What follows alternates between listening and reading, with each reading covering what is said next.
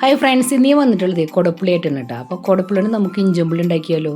പഴുത്ത കുടപ്പുളി അതിനെ ഉണക്കി ഞാൻ സെറ്റാക്കി വെച്ചേക്കാണ്. ഇനി അത് നമുക്ക് ഒരു പാത്രത്തിലിട്ട് കുതിരാനായിട്ട് കുറച്ച് സമയം വെള്ളം ഒഴിച്ച് വെച്ചു, നല്ല വെള്ളം. അതിനുശേഷം നമ്മുടെ പച്ചമുളക് ഞാനിതാ വീട്ടിൽ നിന്ന് ഉണ്ടായത് പൊട്ടിച്ച് റെഡിയാക്കി വെച്ചു. ഇനി ഇഞ്ചി വീട്ടിലത്തെ പറിച്ചു.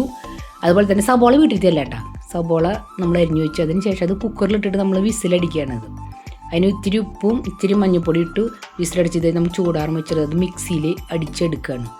അടിച്ചെടുത്തത് നമ്മളിത് ഒരു കടായിലേക്ക് അത് ഒഴിച്ചു. അതിന് ശേഷം നമ്മളതിലേക്ക് മഞ്ഞൾപ്പൊടി ഇട്ടു, കുറച്ച് ഉപ്പും കൂടി ഇട്ടു.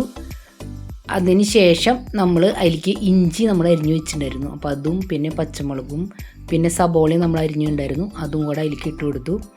അത് വേപ്പിൻ്റെ ഇലയും കൂടെ ഇട്ട് അത് നന്നായിട്ട് ഒന്ന് മിക്സ് ചെയ്തു, നല്ല പോലെ മിക്സ്. അതിന് ശേഷം അതിലേക്ക് 2 ഇഞ്ച് ശർക്കര കൂടെ ഇട്ടു ഞാൻ. അപ്പോൾ ഒന്ന് അതിൻ്റെ പുളിയും ഒന്ന് ബാലൻസ് ചെയ്യാൻ വേണ്ടിയിട്ടാണ്. ഇച്ചിരി മുളക് പൊടി ഇട്ടു, അതായത് മുളക് ഇടിച്ചത്. അതിന് ശേഷം കടുക് പൊട്ടിക്കാണ്, വെളിച്ചെണ്ണ ഒഴിച്ചു. കടുക് പൊട്ടി. അതിന് ശേഷം അതിലേക്ക് വേപ്പിൻ്റെ ഇല ഇട്ടു. അതിന് ശേഷം മുളകിട്ടു, ഇഞ്ചി കുറച്ച് മുളകും കൂടി ഞാൻ വെച്ചിട്ടുണ്ടായിരുന്നില്ല, അരിഞ്ഞ് വെച്ചിട്ടുണ്ടായിരുന്നു, അതും കൂടി ഇട്ടു. സംഭവം സെറ്റ്. അപ്പോൾ നമ്മുടെ ഇഞ്ചമ്പുളി റെഡി, നമ്മുടെ ഓണത്തിനുള്ള ഇഞ്ചമ്പുളി. അപ്പോൾ നിങ്ങൾക്ക് എല്ലാവർക്കും എൻ്റെ ഈ വീഡിയോ ഇഷ്ടമെന്ന് വിചാരിക്കുന്നു. ഇഷ്ടമായെങ്കിൽ ലൈക്ക് ചെയ്യുക, ഷെയർ ചെയ്യുക, സബ്സ്ക്രൈബ് ചെയ്യുക.